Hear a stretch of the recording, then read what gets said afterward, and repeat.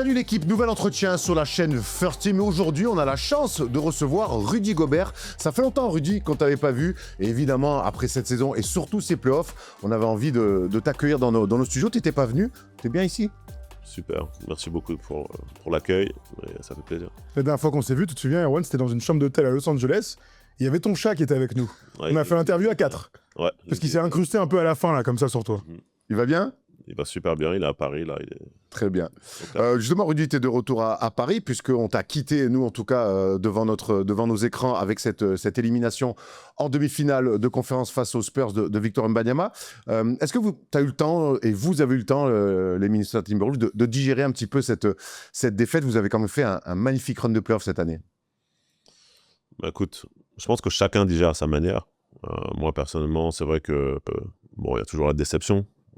Le but, c'était le titre, mais j'arrive très rapidement quand même à relativiser, à utiliser, prendre les leçons pour revenir plus fort et puis essayer de prendre toujours voir le positif quand même. Est-ce que vous avez été, quand vous êtes fait éliminer, vous êtes dit, OK, on a quand même fait un vrai bon run de playoff, on a tout mis sur la table avec des circonstances pas toujours très favorables, ou est-ce qu'il y avait quand même beaucoup de frustration? Sur le moment, je pense que j'ai senti quand même plus de la frustration parce que on croyait en nos chances, tout simplement. Peu importe qui était en face de nous, on savait qu'on était capable de les battre. Après, oui, on a eu quand même des circonstances qui ont diminué un peu nos odds, nos chances. La blessure de Dante, la blessure de Ant, où il revient, mais il n'est pas encore à 100%. Et puis je suis quand même, malgré ça, très fier du groupe, très fier des valeurs qu'on a montrées. Et puis on apprend, et puis on revient plus fort. Est-ce qu'à la fin du dernier match, il y a un moment où vous regroupez tous les joueurs, il y a ce moment un peu, tu parlais de digestion, ou est-ce que dès le lendemain, tout le monde part un petit peu partout sur la planète? Le lendemain, bon, le soir, un peu dans le vestiaire, mais tu sentais que c'était quand même un peu... chacun est très vite quand même parti de son côté. Et puis le lendemain, on avait les tests médicaux de fin de saison, donc on s'est revus, on a revu la plupart des gars, tu vois, et puis c'était cool, tu vois, c'était cool. On va se recapter pendant l'été, tu vois, c'était quand même positif. J'aimerais qu'on revienne quand même donc, sur ces playoffs-là. Le premier tour, c'est face à Denver, face à Nikola Jokic. Un nouveau challenge pour toi. C'est pas la première fois que tu le croises. Et on l'a dit, j'avais fait un édito là-dessus. J'avais eu l'impression que de toutes les séries que tu as faites face à lui, ça a été la meilleure version. La meilleure version de Rudy Gobert en défense sur Nikola Jokic. Attends, on les a joués, j'ai joué dans la bulle. Après, on les a joués 2 autres fois, avant ça, donc 4 fois. Quatrième série contre Jokic. Je pense que c'est la série où j'ai vraiment... mentalement, j'étais encore vraiment le plus prêt à l'affronter. C'est-à-dire que là, j'ai vraiment... même si j'ai toujours aimé ce challenge de l'affronter, là, c'était vraiment... je sais que je dois vraiment le défendre one-on-one. Tu vois, il y a pas de... Moi, je vais devoir réussir à le limiter one-on-one, quoi qu'il arrive. Et c'est comme ça que je l'ai vu. Tu vois. Et donc, chaque match était un bon challenge. Et j'ai essayé de... je suis vraiment... j'aurais sorti de ma zone de confort un petit peu, mais c'est devenu une zone de confort de lui mettre la pression tout terrain, de faire des choses que j'avais jamais fait en vrai avant. Tu vois. Et ça a payé au final. On a l'impression que en fait, c'est le prime Rudy Gobert en ce moment. Même si on a tous en mémoire, il y a 2 ans, ce fade-away extraordinaire, peut-être le highlight de ta vie, on peut le dire maintenant en play-off face à Jokic. Là, dans cette série, Erwan a raison, on sent beaucoup de maturité. En fait, t'es maître de tout ce que tu fais sur le terrain maintenant. Écoute, disons que je suis dans un moment où je me suis préparé psychologiquement à vraiment porter l'équipe en étant la meilleure version de moi-même. Et je savais qu'en faisant ça, je pouvais inspirer mes coéquipiers à être eux-mêmes et derrière à inspirer l'équipe à gagner, tout simplement. Parce que c'est de là que ça part. Pour moi, le leadership, c'est quand peu de gens y croient, être celui qui permet aux autres d'y croire, en fait. Tu parlais de préparation mentale et évidemment que ça compte énormément à très haut niveau, mais j'aimerais aussi que tu nous parles du game plan pour défendre Nikola Jokic. Qu'est-ce que tu t'es dit? Qu'est-ce que tu t'es mis dans la tête en disant ça je lui laisse, ça je lui donne pas, là je vais le sortir là je vais l'orienter ici? Écoute, le faire travailler. le faire travailler. Pour moi, c'était vraiment le but, c'était vraiment de pas faire de fautes pas nécessaires. S'il met des tirs, s'il met des shoots contestés, c'est OK. Mais lui enlever le lancer franc, lui enlever lui rendre inconfortable en fait, et surtout essayer de l'user physiquement. Tu vois, pour moi, c'est un peu la même stratégie contre tous les grands joueurs. Le but, c'est sur une série de playoffs, c'est de les user, sur la durée, tout simplement. Tu sais que ils peuvent, sur une possession, ils peuvent faire des choses incroyables, mais sur la durée, si tu arrives à les épuiser, tu peux essayer de les limiter, tout simplement. Maintenant, on peut le dire, vous êtes les némésis de Denver. C'est-à-dire que vous tombez contre eux, vous allez sortir presque à chaque fois. Vous avez été construit comme ça et ça se vérifie en fait. Écoute, avec Minnesota, il y a 1-2. Donc on a perdu la première fois. Après, on les a battus une fois en 7 sur un comeback, sur un match de 7. Donc c'était toujours très serré. Et puis là, une série quand même qui était quand même, malgré le fait qu'on ait eu des blessures, c'était quand même, ça n'a jamais été facile en fait. Donc non, je dirais pas ça. C'est une très bonne équipe, c'est une très bonne franchise. Nicolas, c'est un des meilleurs pivots all-time. Et ça ne change rien. Donc c'est une équipe qui sera toujours un très très beau challenge pour n'importe qui. Rudy, dans cette série, il y a quand même aussi quelque chose qui a dépassé le terrain, c'est toutes ces highlights de toi sur Nikola Jokic. Et j'ai eu l'impression que même aux yeux du public, quelque part, tu as été le grand gagnant de cette série en disant, toi qui avais été parfois dominé par Jokic, là c'est mon heure, je le domine. Et quelque part, il y a cette victoire après aussi, donc vous éliminez Denver. Alors je sais que tu te coupes pas mal des réseaux pendant les playoffs, mais est-ce que tu as eu des retours, tu les as vus, tous ces montages de toi et de ta défense sur Jokic? On m'a envoyé des choses, mais j'ai supprimé mes réseaux pendant les playoffs. Donc voilà, j'étais vraiment concentré sur l'objectif. Et puis l'objectif, c'était pas seulement de battre Jokic, c'était d'être champion. Donc c'est vraiment d'être focus sur chaque match, en fait, sur le moment présent. Et puis donc, je me rendais pas vraiment compte de ce qui se passait sur les réseaux. Et dans tes coéquipiers ou Chris Finch même, au bout d'un moment, dans les après-matchs, parce que quelque part, tu as fait changer cette série-là. Nikola Jokic, on se souvient l'année dernière face à Zubac, il avait été aussi un petit peu en galère. Là, on avait rarement vu quand même Nikola Jokic être autant bien défendu. J'ai senti que mes coachs, tu vois, au début, ils ont dit, bon, tu défends sur Jokic, mais on avait l'ajustement, la prise à 2 qui était... on était prêts à s'ajuster dès qu'il allait commencer à dominer. Et c'est vrai qu'à chaque match, ils disaient, bon, on fait, au cas où, on a la prise à 2, mais au final, on n'a jamais fait la prise à 2. Ouais. Donc on était prêts à faire ce qu'on a toujours fait, à s'ajuster, lui donner différents match-ups. On a fait ça auparavant en mettant, quand à l'année on les bat, où Kat il défendait beaucoup sur lui et moi j'étais plus sur l'aide. Tu vois, c'était une manière de vraiment limiter ses passes. Là, on a fait des choses un peu différemment parce qu'il n'y avait pas Kat, tout simplement. Donc, il y avait Julius qui pouvait quand même physiquement l'embêter un peu, mais qui est moins grand que Kat. Donc, c'était à moi de prendre ces responsabilités-là. Et le coaching staff mes coéquipiers m'ont fait confiance. Donc, non, c'était vraiment un bon challenge. Tu vois, c'était lourd. Et j'ai senti que, bien sûr, les gens... j'ai senti que de l'extérieur, j'ai l'impression que... Ça t'a fait changer, ça t'a fait changer un peu les J'ai regards. l'impression qu'il se passait quelque chose. Okay. Mais vu que moi, je sais qui je suis et je sais qu'en moi, je sais de ce dont je suis capable. En fait, j'ai vraiment aucune surprise. Mais ça faisait plaisir de pouvoir gagner ces matchs, aider l'équipe à gagner ces matchs. Quand tu dis les gens de l'extérieur, tu penses à qui? À vous? À nous? Non, mais je parle de la perception.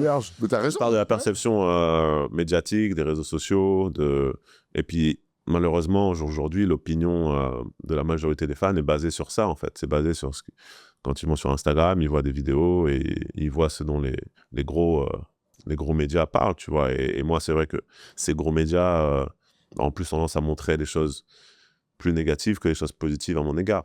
Tu vois, donc forcément... C'est en ça que je parle de ce changement médiatique, en fait. Là, c'est vrai qu'ils ont... Série. Ouais, je pense qu'il s'est passé un truc où ils ont... Ouais, même ces médias-là, ils ont posté des choses plus positives. Et puis quand tu es en play-off, forcément, c'est là où tu as plus... pour moi, c'est là où tu as plus de regard braqué quand même sur les matchs. Alors, tout le monde a été dithyrambique sur cette série, sur ton match-up face à Nikola Jokic, sauf une personne. C'est toujours le même. Toujours le même. C'est Shaq. Et même ses collègues Kenny Smith en plateau nous disent c'est trop. Bah oui. t'abuses de ouf.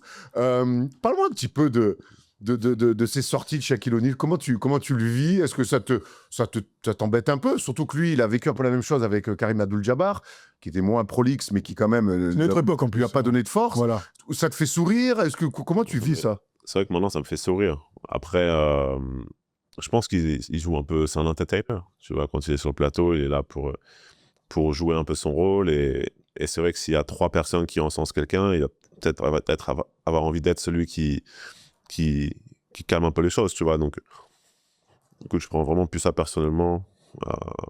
Voilà, il a fait une très belle carrière, c'est qui il est, moi je suis qui je suis, on est différents. Voilà, il n'y a pas de... Tu l'as croisé? Ouais, t'as déjà eu la discussion avec lui à un moment donné? Ouais. C'est vrai qu'il y a quelques années, il y a un moment donné où je lui ai... il avait dit un truc, et c'était avant... Il y a quelques années, et donc je lui ai écrit, tu vois, je lui ai dit « Do you have a problem ?» Tu vois, je lui ai dit « Est-ce qu'il y a un problème ?»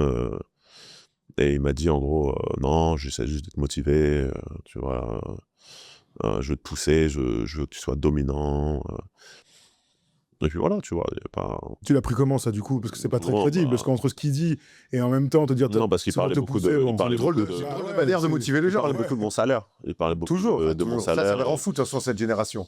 Et écoute, on est différents. Moi, je serais toujours content pour les gens qui signent des très gros contrats.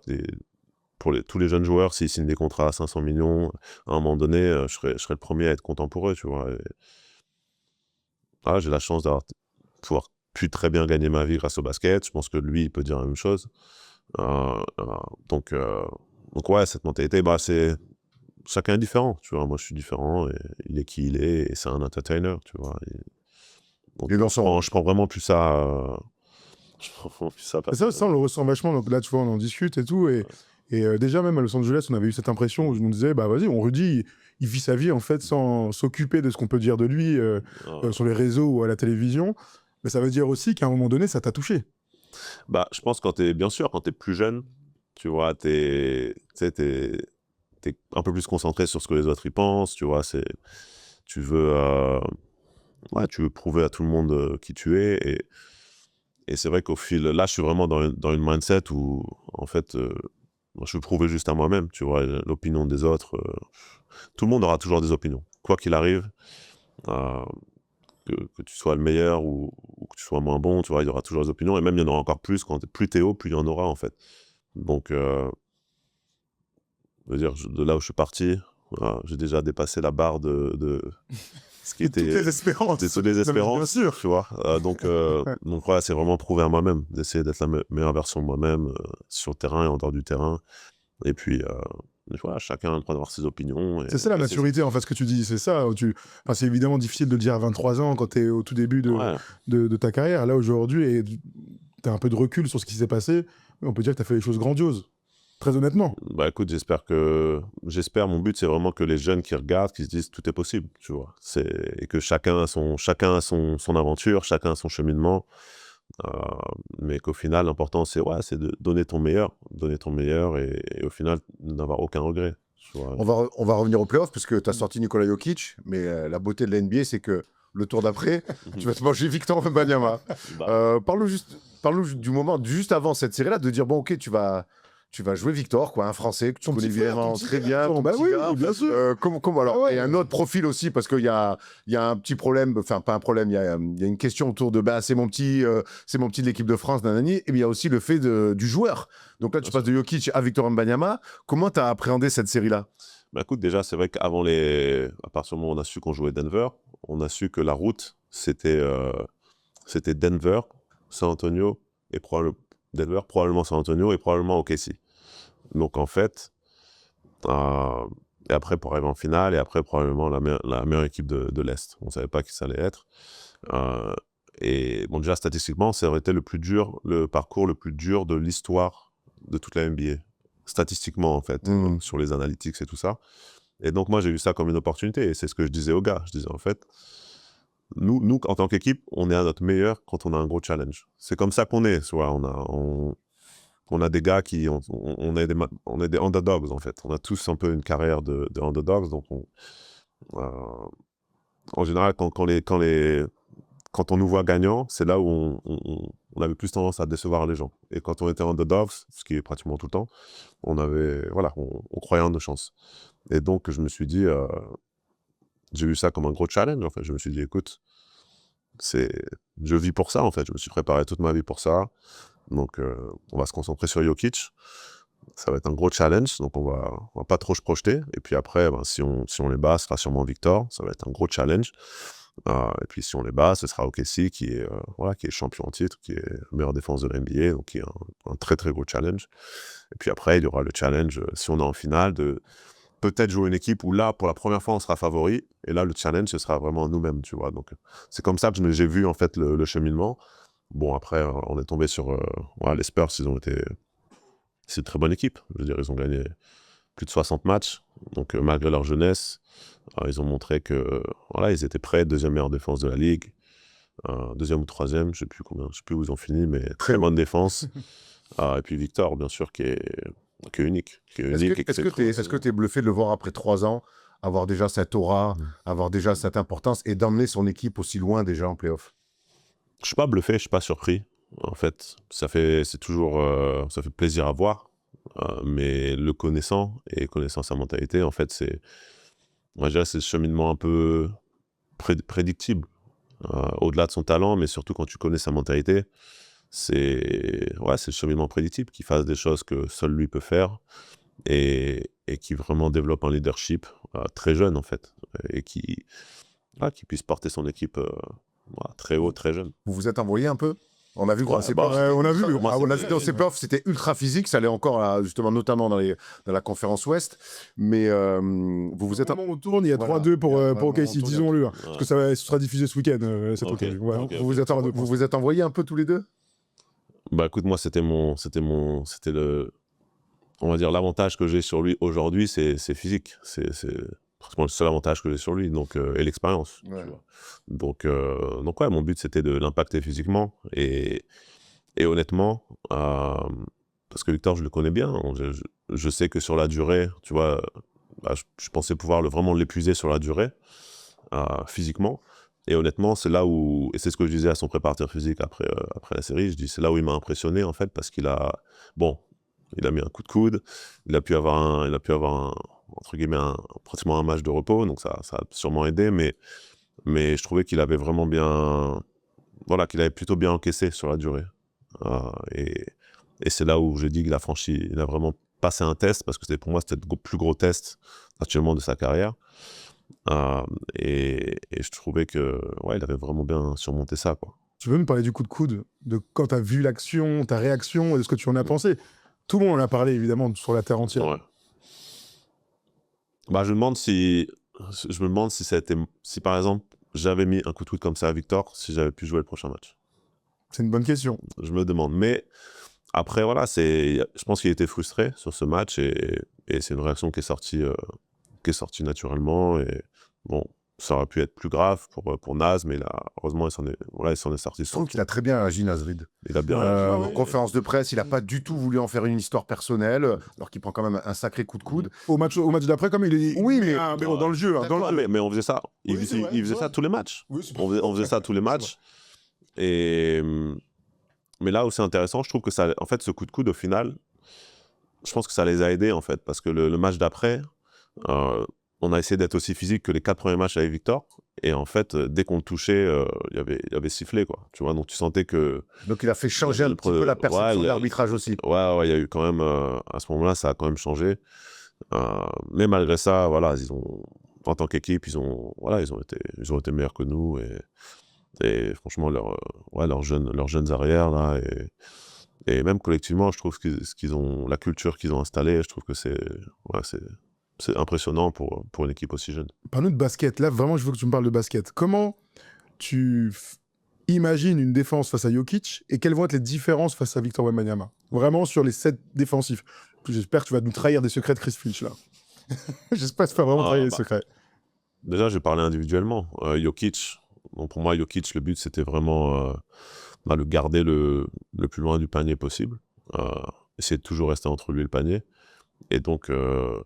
essayer de l'épuiser, bien sûr, sur la durée. Donc, quand j'ai Ouais, je mettais la pression tout terrain pour limite le forcer pour déjà limiter, pas qu'il puisse faire toutes ses passes aussi facilement, même s'il arrive quand même à en faire parce qu'il est, voilà, il est incroyable à ce niveau-là. Mais c'est limite le pousser à devoir me driver en fait. Et s'il me drive derrière la ligne à 3 points, je sais qu'en général, j'ai quand même le temps de pouvoir le récupérer pour le contrer ou pour vraiment le gêner sur son drive. Et je sais que ça le fatigue encore plus parce qu'il doit attaquer, tu vois. Donc, c'est vraiment le changement que j'ai fait par rapport aux années précédentes. Et bien sûr, ça demandait encore beaucoup plus pour moi en termes d'énergie et tout ça, mais j'ai pris ce challenge. Je me suis dit que si je voulais faire des choses que j'avais jamais faites, il fallait que je fasse des choses que j'avais jamais faites. Donc je l'ai fait. Et puis essayer de vraiment limiter de pas faire de fautes bêtes en fait, tu vois, et contester tous ces tirs. Et puis on s'est dit que s'il commençait vraiment à mettre des tirs, on pourrait peut-être s'ajuster si besoin, tu vois. Et non, ça a plutôt bien payé. Et Victor, contrairement à Jokic, je peux pas laisser me driver parce que s'il me drive, il est assez rapide et athlétique et derrière c'est terminé. C'est-à-dire que peut y avoir quelqu'un qui vient aider, mais pas pouvoir faire grand-chose. Il va décoller en dehors de la raquette et tomber dessus. Donc Victor, c'était vraiment être physique avec lui et rester entre lui et le panier. Tout le temps rester entre lui et le panier. Quand j'étais sur le terrain, j'essayais vraiment de lui enlever tous les paniers, les petits paniers qu'il a autour du basket, autour du panier. L'impacter physiquement. Donc en attaque et en défense, toujours le toucher pour l'épuiser, pour l'empêcher de contrer des tirs le plus possible. Donc quand les gars est arrivé, je sais pas si vous avez vu. Et OKC a fait la même chose. Ils se sont inspirés de nous, tu vois. Mais c'est vraiment de l'impacter physiquement pour l'empêcher d'aller contre les autres. Et puis mettre la pression au rebond offensif, le pousser. Et donc c'était des match-ups différents, à la fois uniques. Et c'est vrai que Victor a réussi quand même il est revenu quand même sur des matchs, surtout sur la fin de la série où il était beaucoup plus agressif. Il faisait beaucoup plus d'écrans sur moi, donc des flares et des choses comme ça pour le libérer. Et ça, c'est vrai que c'est quelque chose que j'ai jamais. Des fois comme un ailier en fait. Voilà, c'est ça en fait. Et je prenais vraiment du plaisir aussi En fait, c'est vrai que chaque année, la manière dont le jeu évolue, je suis quand même obligé de sortir ma zone de confort. Et je commence maintenant, j'apprécie ça en fait. C'est plus que dans le coverage, quoi. T'es obligé de faire d'autres choses. Je défendais, et même Jokic, j'ai défendu en une série playoff, j'ai défendu plus de pick and roll sur le ballon que probablement toute ma carrière. Voilà, donc voilà, j'apprenais à naviguer les écrans, en dessous, aller au-dessus, tu vois, donc c'est... Marcus Smart, en fait. Voilà, tu vois. Et donc, c'est la beauté de ce challenge, en fait, où ça montre à quel point le sport évolue et les skills des joueurs, des grands évoluent. Mais surtout, moi, personnellement, ça m'a challengé comme j'ai jamais été challengé aussi, donc c'était cool. Vous êtes fait sortir, donc, du coup, en demi-finale de conf avec pas mal de vents contraires, la blessure de DiVincenzo, la blessure est certainement Ant qui n'est pas à 100%. Il n'empêche que sur les 3 dernières saisons, vous restez sur 2 finales de conf, une demi-finale de conf avec de la vie générale, une prestation. Vous êtes une vraie équipe de play-off, vous êtes une équipe que personne n'a envie de jouer en play-off. Qu'est-ce qui vous manque pour la suite, pour aller en finale NBA et être champion NBA? Je pense que c'est continuer je pense que c'est sur nos habitudes, notre consistance en fait, sur nos principes et principalement en défense. Vraiment essayer de construire cette identité et que quoi qu'il arrive, qu'il pleuve, qu'il vente, qu'il neige, qu'on fasse les choses nécessaires pour gagner les matchs. Donc que ce soit revenir en défense, les box-out, la communication, toutes les choses qu'on peut vraiment contrôler et qui demandent juste la concentration en fait. Et si on fait ça, après derrière offensivement, c'est vraiment, je pense, jouer ensemble, être connecté. Je pense que la connexion en tant qu'équipe, c'est ça que San Antonio avait un peu plus que nous et que OKC a pour moi plus que tout le monde dans cette ligue. Pour moi, c'est ce qui va nous amener, nous permettre de battre ces équipes-là. C'est pas le talent, parce que le talent on l'a en fait. C'est vraiment ces petits détails-là, je trouve. Il y a un truc dans ces playoffs NBA qui sont très remarquables et remarqués, c'est que toutes les équipes qui vont loin ont de la profondeur. Et cette année, mine de rien, vous en avez eu, malgré les blessures. Ouais. L'arrivée de Ayo Somnou a fait beaucoup de bien. On a découvert un gars, enfin, connaissais bien sûr, mais là c'est les playoffs, c'est différent. On a vu du Bones Island, on a vu même Mike Conley qui a retrouvé des cannes de L'éternel. Ouais, incroyable. Il y avait ce truc un peu. Est-ce que vous vous dites toujours, quand vous êtes dans le vestiaire, bah ouais, on va avoir besoin du, je sais pas, je dis une bêtise, mais du 12e homme à un moment donné. C'est ce qu'on disait, et c'est ce que je disais aux gars. C'est marrant, contre Denver, tout au début, j'ai dit à Jalen Clark et à TJ, je leur ai dit tous les deux, je leur ai dit, vous allez nous gagner un match à un moment donné. Et ils jouaient, je crois qu'ils ont même DMP le premier match. Et puis après, quand il y a eu la blessure de Dante et de Ant, tu vois, bah, ça a libéré forcément beaucoup de minutes. Et les gars étaient prêts, tu vois, ils sont venus et pour moi, c'est la beauté de notre... Pour moi, c'est ça aussi le leadership et c'est la beauté de notre équipe. C'est que t'as des mecs qui... Et dans les playoffs, c'est souvent comme ça. T'as des mecs qui vont peut-être pas jouer sur une première série ou sur les premiers matchs et qui vont à un moment donné venir et te permettre de gagner un match clé pour aller voilà, jusqu'à la prochaine étape. Donc c'est... Bien sûr, Dante nous a manqué énormément, ça c'est sûr. Et encore, pour moi, vraiment contre San Antonio, parce que la manière dont il joue, on avait besoin de ça. Mais la force d'une équipe, c'est surtout le système et c'est d'avoir des mecs qui peuvent... Il y a toujours des gars qui vont pouvoir venir et contribuer. Terry Jalen Jr., c'est sûr qu'on l'avait vu l'année dernière. On se souvient qu'il avait fait un super match. Bon, là, tout le monde l'adore, quoi. Enfin, de toute façon, les arrière-ailiers ultra athlétiques. C'est un sacré physique. Hein. Ah ouais. Sacré joueur. Ah ouais. C'est un joueur de NFL. Ouais, c'est clairement un joueur de NFL. C'est exactement ça. Les épaules, il est tanké. Incroyable. Parle-moi un petit peu d'Anthony Edwards. C'est quand même un des meilleurs joueurs de la ligue et c'est un personnage quand même très particulier. Moi, j'aime à dire, et on aime à dire souvent, qu'il a un leadership à lui, qui correspond pas toujours un petit peu au code qu'on attend d'un leader, mais j'ai quand même l'impression qu'il arrive à être leader, qu'il arrive à vous emmener avec vous. Alors, il a des sorties dans les vestiaires après des matchs où on se dit, mais qu'est-ce qu'il raconte? Mais j'ai l'impression qu'en fait, tout le monde est OK avec ça et que ça marche comme ça. Ouais, bah t'as plutôt bien décrit. Ah, Il a une certaine aura, en fait. Il a une aura et tu sais que quoi qu'il arrive, il joue pour gagner. Enfin, il est là pour gagner. Peu importe ce qui c'est en face, il va toujours prendre le challenge. Et il a un certain enthousiasme, en fait, avec lui qui souvent rend la chose encore plus fun. Tu vois, il a cette... tu vois, autant moi, des fois, je suis peut-être trop sérieux. Lui, il est trop enthousiaste. Tu vois, donc c'est sa force. Il a cette force en lui, après, c'est un talent unique et il gagne en maturité chaque année, donc ça, c'est beau à voir, mais vraiment son enthousiasme, il est contagieux. J'ai l'impression que vous entendez très bien pour le coup, que vous avez vraiment une bonne relation. Ouais, c'est quelqu'un que j'apprécie beaucoup parce que c'est quelqu'un qui est vrai.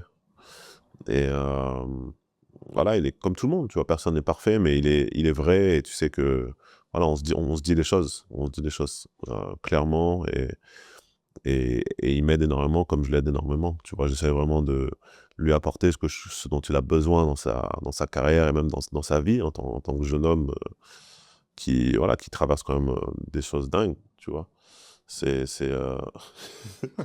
rigole derrière. Ça rigole derrière parce qu'évidemment, Anthony Edwards est un personnage. Bon, non. Est un personnage. Voilà, un personnage. Ouais, c'est vrai. C'est un personnage, mais c'est... En fait, c'est quelqu'un d'incroyable. C'est quelqu'un d'incroyable, mais ce que j'aime bien, c'est encore une fois, il vit le moment présent, en fait. Il vit le moment présent, et je pense que, bien sûr, il fait ses erreurs comme tout le monde, mais vivre le moment présent, je trouve que c'est...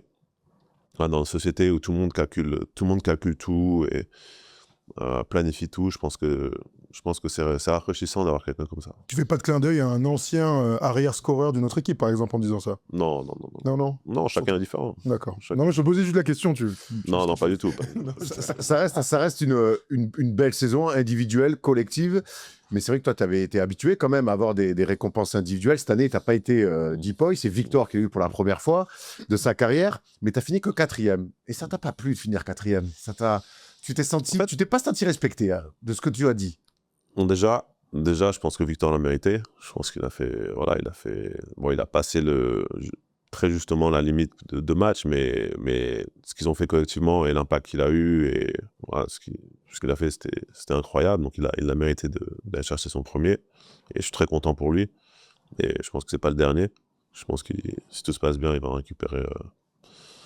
Plus que toi? Écoute, on verra, mais il va en récupérer d'autres, ça c'est sûr. Après, je pense pas que ça m'a dérangé autant que les gens l'ont fait. Et c'est peut-être la manière dont je m'exprimais, ça donne l'impression que ça me dérangeait vraiment, mais je m'y attendais un peu. Bon, je savais que Victor allait gagner. C'est tombé au pile au moment où tu défendais en plus sur Nikola Jokic. C'était Ouais, voilà. en plein duel avec lui. Mais c'est pas ça qui m'a. Je veux dire, j'étais motivé pour gagner ce titre. Donc, à ce stade de ma carrière, c'était vraiment ça le plus important. Et encore une fois, je savais que j'allais pas être premier, donc que je finisse 2e, 3e, 4e. Bien sûr, quand tu vois la photo et tu vois les 3 meilleurs défenseurs et connaissant ce que je suis et qui je suis et comment j'impacte mon équipe, je me dis bon, c'est pas logique, mais en dehors de ça, je savais que c'était une possibilité et j'étais vraiment focus sur le playoff. Dans ce moment-là, je pense que les gens ont beaucoup réagi parce que, en fait, tu étais en train de montrer ton meilleur visage face à Denver. Et tout le monde se disait, mais pourquoi tu as une réaction épidermique? Je mets des grands mots, évidemment, mais tu sais, on s'est tous dit, mais mec, là, t'es en train de nous régaler face à Denver, vous dominez la série, t'es excellent. En fait, ce truc-là, on s'en fout, mec, t'es quoi qu'il arrive. T'es Hall of Famer, mec. Tu vas y aller. Ouais, bien sûr. Tu vas y aller, donc. Non, Que je tu sois pense... 3e, pas sur le podium, on s'en fiche un peu, tu vois. Ouais, bien sûr, bien sûr. Et c'était vraiment ma... À moins que ça valide un truc dans ton contrat, même pas. Je sais pas... Vous êtes 2e ou Non, 3e. T'es plus à 4 millions près, Rudy, c'est bon. Non, même pas. Peut-être dans les contrats, Oui, bien contrats marketing, ça, mais c'est pas ça qui me motive aujourd'hui. Tu vois, c'était vraiment... Encore une fois, c'était le titre, c'était peut-être le meilleur Rudy que je peux être sur le terrain et en dehors du terrain, et surtout pendant les playoffs. Et voilà, ça c'est... Quand c'est sorti, bon, j'ai dit bon... C'était une réaction à chaud, en fait, plus qu'autre chose. Ouais, C'était juste comme ça, ouais. En fait, moi, je suis quelqu'un qui aime... voilà, qui aime les choses justes. Tu vois, quand quelque chose qui n'est pas juste, je me dis, bon, c'est pas juste, bon, écoute, c'est comme ça, c'est la NBA. Et puis les deux autres, les Chet et Thompson, voilà, ils font des très grosses saisons, c'est des très très gros défenseurs, moi j'ai beaucoup de respect pour eux. Donc voilà, tu sais, c'est pas... T'as pas envie de t'étendre trop là-dessus. Non, bien sûr. Ouais, voilà, c'est leur moment aussi, même s'ils n'ont pas fini premier, c'est un bel accomplissement pour eux. Et voilà, c'est cool. Mais je sais qui je suis. Je sais qui je suis et je sais comment j'impacte mon équipe. Et T'avais envie de le dire. ouais, voilà. On m'a demandé juste après le match, j'ai exprimé ce que j'en pensais. Sortie de douche, tac. Rudy, cet été, on va te revoir avec le mode de l'équipe de France. Parce que mine de rien, la dernière fois qu'on t'a vu, c'était à Bercy, après cette finale perdue face à Team USA. Moi, j'avais un questionnement. Honnêtement, je vais te le dire, je vais être honnête avec toi. J'avais l'impression qu'après les Jeux, avec peut-être l'éclosion de victoire, je me suis dit, est-ce que Rudy va pas nous dire fini l'équipe de France? Et finalement, non, on a l'impression, et tu l'as dit, avec Freddy notamment, que ça te tient encore à cœur l'équipe de France. Ah, bien sûr. Bien sûr. Et je l'ai toujours dit, hein, de toute façon. L'équipe de France, c'est une fierté, c'est quelque chose qui me tient à cœur. Et puis, je veux vraiment pouvoir avoir cette médaille d'or autour du cou à un moment donné. Donc, voilà, c'est motivant. Et cet été, bon, c'est juste on a les fenêtres là, donc c'est essayer de construire une bonne dynamique avant les grosses compétitions qui arrivent. Tu y as pensé à la retraite? Après les JO, tu y as pensé? Ouais, la retraite internationale. Tu y as pensé? Pas vraiment, c'est encore loin en fait. Moi, c'est vrai que je me projette, je visualise un peu les années qui arrivent et comment je vois le futur, mais je suis vraiment concentré aussi sur le moment présent. Et quand il en vient à ma carrière, que ce soit en équipe de France ou en NBA, je me sens super bien. Je sors d'une demi-finale de conférence. Je suis titulaire d'une des meilleures équipes de l'NBA, donc je pense pas à la retraite.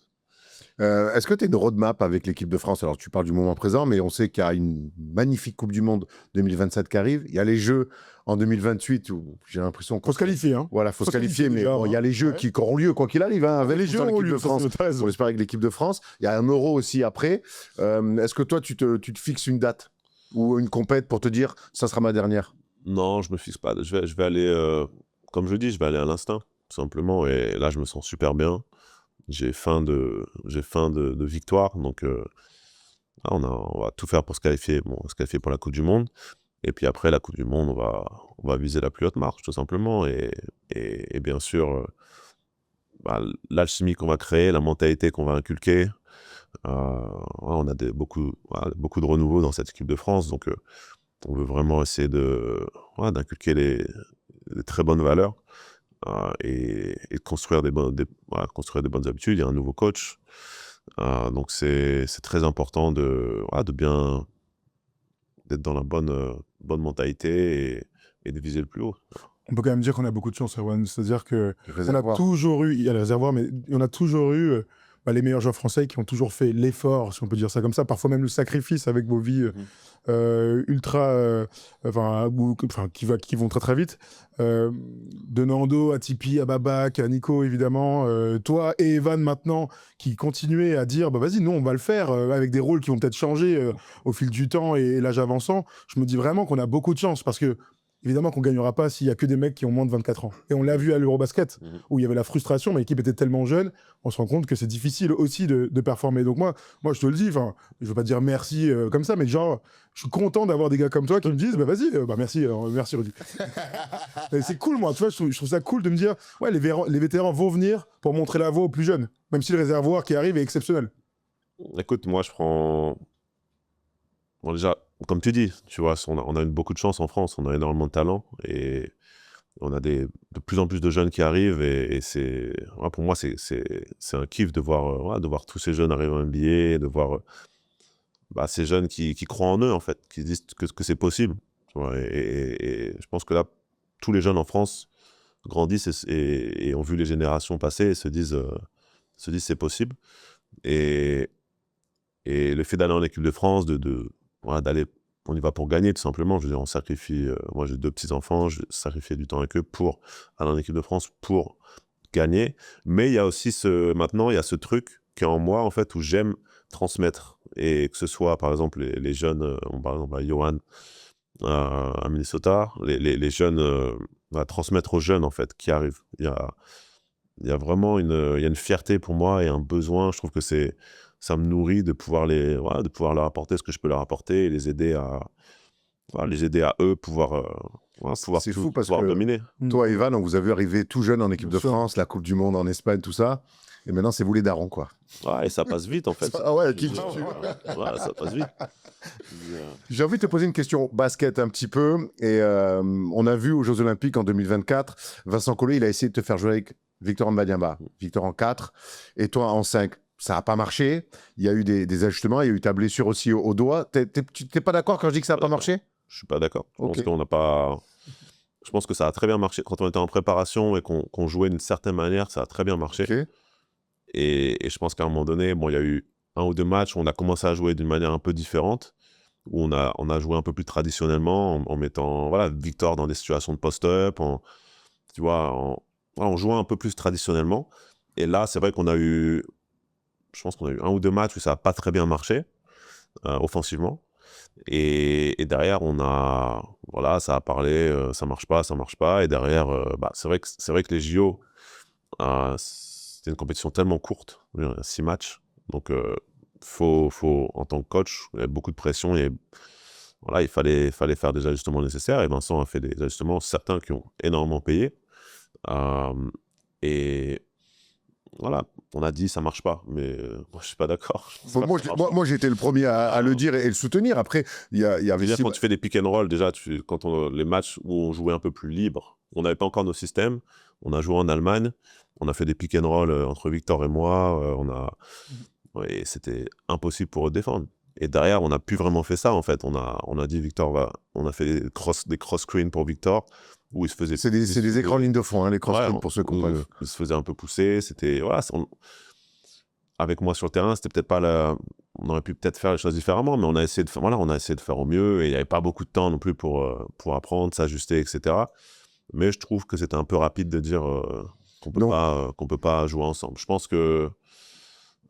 et encore plus quand je vois l'évolution de Victor. C'est ça, c'est ma question d'après. C'est que 2 ans plus tard, avec ce qui est devenu Victor, la sagesse aujourd'hui que tu as aussi quand on t'entend, pour toi, donc avec les compètes importantes qui arrivent, associer Rudy et Victor sur un terrain, c'est pour toi toujours d'actualité? Je pense que c'est unique.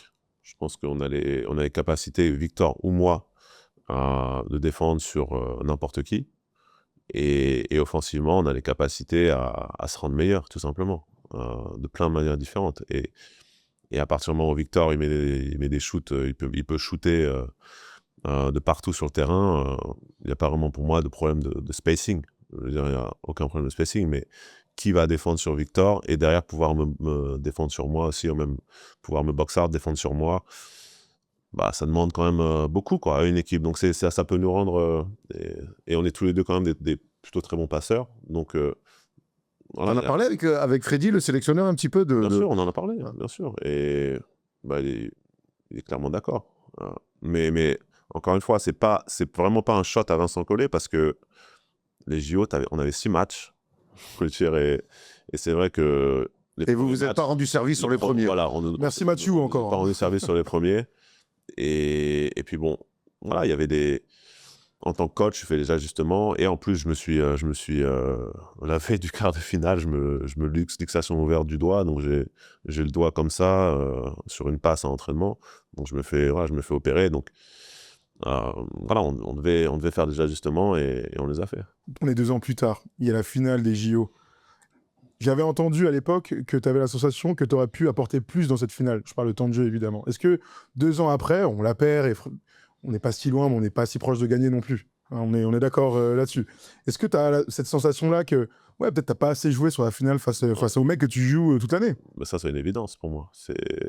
Je dirais, jusqu'à la fin de mes jours. Oui, clairement, je pense que, encore une fois, les 2 matchs d'avant, je ne pouvais pas tenir le ballon parce que je m'étais fait j'avais 7 points de suture sur mon doigt.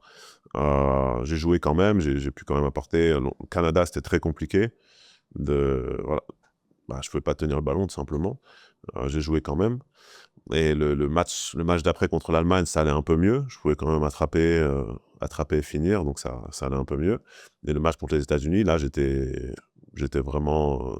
en fait, voilà, je me sentais beaucoup mieux, quoi. Je me sentais bien et ouais, je l'avais dit au coach. J'ai joué quand même un peu plus en première mi-temps. Bon, quand j'étais sur le terrain, on était à +6 sur le match, quand même. Et bien sûr, face à des joueurs que j'affronte toute l'année, bien sûr, je pense que j'aurais dû jouer. Du coup, c'est dans quoi, un quart-temps. c'est quoi un peu ton ressenti parce qu'on t'a vu Je célébrer vais rajouter, vas-y. on parle beaucoup de... Bien sûr, Steph a été incroyable, il a mis des gros shoots, mais avant ces périodes-là, ils ont quand même... Anthony Davis, il prend 3-4 rebonds offensifs. C'était exceptionnel. T'as raison. Et en fait, c'est là où ils sont revenus, en fait.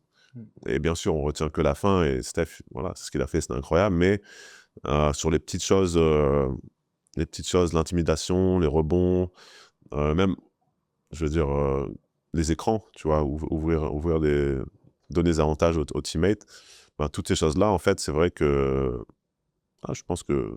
Tu te l'es rematé la finale? Non, je vais pas remater, mais c'était clair dans ma tête, et j'ai vu quelques extraits, tu vois, mais c'est clair que j'aurais aimé pouvoir apporter mon Rudy Gobert dans le 4e quart-temps, ouais, contre cette équipe. C'est quoi, du coup, ton ressenti quand ça se termine? Parce que cette finale, elle est pleine d'émotions. C'est un super match de basket. Nando, Nico arrête. Vous faites une médaille d'argent où il y a 10 jours avant, on a l'impression qu'on va pas sortir des poules. Toi, finalement, il y a cette blessure qui, on a l'impression, arrange peut-être Vincent Collet. Donc, il fait un coaching et derrière, Canada, Allemagne. C'est fantastique. Quel goût tu as avec cette médaille d'argent? Écoute, moi, je suis très reconnaissant. Ça reste un accomplissement incroyable. Après, forcément, juste après le match, j'ai l'impression que tout le monde est limite content d'avoir perdu de 5 points. On a perdu combien, au final? Je ne sais plus. J'ai l'impression que tout le monde est un peu J'ai envie content d'oublier d'avoir perdu. ça. Et moi, je me dis, mais vous vous rendez compte qu'on aurait pu les battre, quoi, tu vois. Et donc, sur le moment, forcément, le compétiteur voilà, l'objectif, c'était la médaille d'or. Pour moi, tout ce que je voyais, c'était la médaille d'or. On arrive quand même à faire une super médaille d'argent. Et au final, avec le recul, quand je vois en fait à quel point on a quand même fait vibrer les gens et quand je vois le parcours, ce qu'on a surmonté, ben, j'étais vraiment fier des gars en fait. Et bien sûr, il y a la frustration de ne pas avoir gagné cette finale, mais quand je vois les Gershon, les Azeya, les Matthew, Evan, même Victor, tu vois, j'étais vraiment fier de ce groupe et de ce que les gars ont montré. Et on a montré que tout était possible, tout simplement. Et Et pour moi, c'est ça les valeurs j'espère qu'on a pu transmettre quand même aux jeunes qui nous ont suivis, aux gens qui nous ont suivis. C'est que tout est possible. Avec le mix de cette génération, on voit Evan Fournier qui a été MVP du Final Four, qui a gagné l'Euroleague. Vous vous êtes appelé un petit peu, tu l'as félicité pour ça? Bien sûr, bien sûr. Ouais, il veut que je vienne en Grèce voir un match de playoff. Donc, Tu vas te régaler, hein? on va voir. Mais ouais, Evan, c'est comme un frère pour moi. Donc, je suis super fier de lui avec tout ce qu'il a traversé, de revenir. Et ouais, c'est un des plus gros compétiteurs que je connaisse. Donc, je sais à quel point il a dû kiffer, il doit kiffer ce moment. Et ouais, pour lui, sa famille, pour tout le monde, c'est lourd. Tu t'imagines, toi, ça me vient comme ça. Ouais. Tu t'imagines revenir en Europe? Non, pas. Écoute, jamais dire jamais, mais non, j'ai jamais vraiment. Je pense que à partir du moment où. À moins que j'ai vraiment une motivation qui revienne, je pense que. L'Euroleague, gagner l'Euroleague, c'est pas un truc qui comme Evan a pu l'avoir? Écoute, où que je sois, Tu veux gagner? où que je sois, je veux gagner. Mais je veux vraiment gagner un titre NBA, déjà. Et puis, encore une fois, voilà, peu importe où je suis, je pense que le moment où je prends ma retraite NBA, c'est vraiment que j'ai peut-être l'esprit de compétition ou que juste le corps ne peut plus. Et que derrière, je ne me verrais pas peut-être retourner en Europe pour rejouer, quoi. Justement, on va revenir rapidement sur l'équipe de France. Il y a une Coupe du Monde 2027, il y a les Jeux Olympiques en 2028. Alors, il faut s'y qualifier pour ces Jeux, mais j'ai l'impression qu'avec toi, Evan, votre génération, les nouvelles générations qui arrivent, et évidemment tout ça au milieu de Victor, tu joues à NBA depuis 13 ans, tu les connais tous, les Américains. Il y a un petit creux générationnel pour les Américains, mais on peut les battre en 2028. Tout est possible. Tout est possible. En plus, il demande à moi, mais moi, tu me dis... Bah oui, je ne vais pas demander à Thomas, il va pas jouer. Oui, je vais dire oui par contre. Hein. Je peux être sur le terrain avec 4 joueurs de senior région, je me dirais que tout est possible. Donc, Ne regarde pas, je suis pas un mec de région, moi. Je suis au-dessus, mais... Oui, ça n'a rien changé au résultat, malheureusement. Par contre, ça ne changera rien au résultat. Mais voilà, je suis quelqu'un qui... Moi, je vais toujours croire, même si j'ai 1% de chance de réussir, je vais toujours croire que c'est possible. Après, je pense que, bien sûr, nos chances sont... Bien sûr, je pense qu'on va être une des équipes... on aura une équipe qui est capable de battre n'importe qui. Et ça va être à nous, encore une fois, ces prochaines années, de vraiment bien construire une alchimie, développer des bonnes habitudes ensemble et après, tout est possible. C'est vrai que entre l'explosion cette année de Sylvain Francisco sur les postes de meneur, Eli Okobo qui est MVP de Pro et qui fait une saison extraordinaire, Mathieu, on a un secteur intérieur, on a un nombre de postes 5, c'est un délire, c'est à se demander comment à l'Euro dernier on a pu en avoir qu'un, c'est quand même assez fou. On a envie d'y croire en fait, parce que finalement il y a eu les 2 dernières finales olympiques, c'est face à ces Américains, il y a ce club de si près, si loin. L'écart se réduit. Evan et Nico nous disent souvent qu'à Tokyo vous étiez plus proche de les battre finalement qu'à Paris. T'as la même sensation? Bah, en fait, à Tokyo, on les a battus. Oui, c'est vrai. En poule, c'est vrai. Premier match. Et donc, ouais, on sentait que... En fait, je pense dans nos têtes, c'était vraiment... Ouais, on sentait qu'il y avait une grosse opportunité. Et c'est pour ça qu'on était encore plus... Il y avait encore plus de déception à la fin de ce match. Personnellement, moi, à Paris, je pensais la même chose, même si en face, il y avait des légendes du basket. Je pensais qu'on avait tout pour les battre. On avait tout pour les battre. Bon, ils ont gagné, ils ont mérité ça. Mais ce que je me suis dit après cette défaite aussi à Paris, c'est que c'est quand même incroyable que cette frustration qu'on a eue à ce moment-là, on a l'opportunité de leur faire vivre ça à Los Angeles. Et même si malheureusement, il n'y aura probablement plus LeBron, Steph, je ne sais pas. KD, je sais pas. KD, il en rêve, mais bon. Il n'y a pas de raison qu'il ne soit pas. Il sera au basket dans 2 ans, je vous le dis. Il sera toujours là. Mais voilà, il y a quand même une belle opportunité et ce serait une belle... j'ai pas envie de dire une belle fin, mais ce serait Un accomplissement exceptionnel quand même. Un accomplissement exceptionnel Bien sûr. après avoir eu... Franchement, avoir eu si, de si mes- l'histoire, de- le début, c'est finalement Tokyo, Ouais. Paris, et que la suite et la fin, c'est. C'est comme Olivier Tom, dis-le, c'est comme Ouais, Olivier c'est Tom, hein, exactement, ça. C'est un manga, là. C'est un truc. C'est un Bah peu- ouais. Bon, écoute, on va pas trop parler. Il y aura une Coupe du Monde avant et on espère qu'évidemment que. C'est ça, que mais tu la seras route, là. est, la route est longue. La route est très longue. Et voilà, c'est bien de voir l'objectif, mais c'est bien aussi de De donner les moyens. comprendre, Ah de oui. donner les moyens. Et Le voyage, toujours. Ah ça oui. commence cet été. Rudy, j'aimerais qu'on sorte un petit peu des terrains. Cette année, il y a eu une histoire un petit peu cool qui est sortie, avec toi. C'est qu'il y avait une entreprise que tu as connue quand tu étais à Cholet, qui était en redressement judiciaire, une entreprise qui faisait des lits, des grands lits, qui t'avait donné un lit à l'époque où tu étais là-bas parce que Centre de formation. relou de trouver des lits à la taille de Rudy Gobert.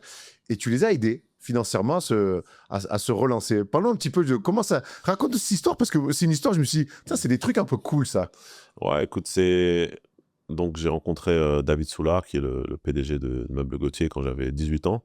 Donc c'est eux qui faisaient les lits en fait du centre de formation dans lequel on dormait. Et donc c'était des lits sur mesure, bien sûr. Et donc on l'a rencontré et il y a eu un très bon feeling. Et je crois que quelques années plus tard, donc avant d'être drafté en NBA, c'est devenu mon premier sponsor. Donc on a eu un deal de sponsoring. Donc c'était très cool. Et puis donc après, au fil de ma carrière, forcément, ça a commencé à très bien se passer pour moi. Et donc on a toujours eu à cœur de renouveler ce deal en fait. Et donc, moi, ça me faisait plaisir de soutenir quelqu'un qui est devenu un ami que j'apprécie, et puis soutenir une marque qui soutient le club qui m'a formé. Et c'est devenu l'un des gros sponsors de Cholet aussi par la suite. C'était l'Académie Gauthier, donc c'était un sponsor du centre de formation. Et puis donc au fil des années, voilà, on a développé Rien à voir une avec bonne David, relation. Rien à voir avec David Gauthier. Ah non, rien à voir. Bah, mais Cholet, Gauthier, faut préciser. Non. Et donc au fil des années, voilà, on a une très bonne relation. Et puis il y a quelques années, ça s'est passé. Déjà, le Covid a été compliqué. Et après ces dernières années, ça s'est passé un peu moins bien pour l'entreprise. Il y a eu pas mal de difficultés. Et donc, voilà, David m'a parlé de ses difficultés, m'a dit la situation dans laquelle ils étaient, et m'a aussi parlé de sa vision, des choses qu'il voulait changer, remettre en place, etc. Et donc il m'a demandé si ça m'intéressait de les aider. Et moi, bien sûr, j'ai accepté. J'ai accepté parce que c'est quelqu'un que je respecte beaucoup, parce que c'est une entreprise française, c'est une entreprise aussi qui font les choses très éthiquement, qui a beaucoup d'employés aussi qui perdraient leur job si ça se fait pas, s'il n'y a plus l'entreprise.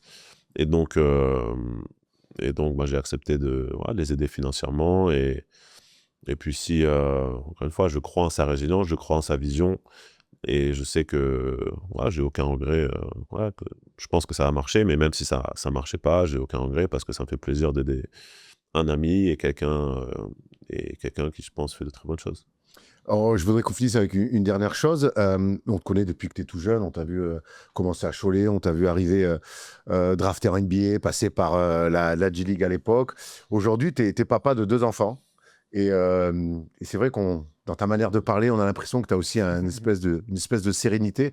Parle-nous un petit peu quand on devient parent au fil de sa carrière, ce que ça change quand on est un sportif de haut niveau. Ça change énormément. Pour moi, c'est les plus belles choses de ma vie, et ça te pousse à être encore meilleur en fait. C'est-à-dire que moi, même si j'ai toujours eu cette recherche naturellement de toujours progresser à tous les niveaux, être papa, tu veux montrer l'exemple dans tout ce que tu fais, dans tout ce que... pas tout ce que tu accomplis, mais surtout dans qui tu es chaque jour. Et donc, pour moi, c'est hyper important d'être présent. D'être présent, passer le plus de temps possible avec eux, essayer de leur inculquer les meilleures valeurs possibles. Et c'est comme je disais avec les jeunes joueurs, transmettre pour moi c'est quelque chose d'important. Forcément avec mes enfants, ça l'est d'autant plus. Il y a un autre truc qui a changé cette saison. Il y a un autre truc. Tu as rejoint Erwan.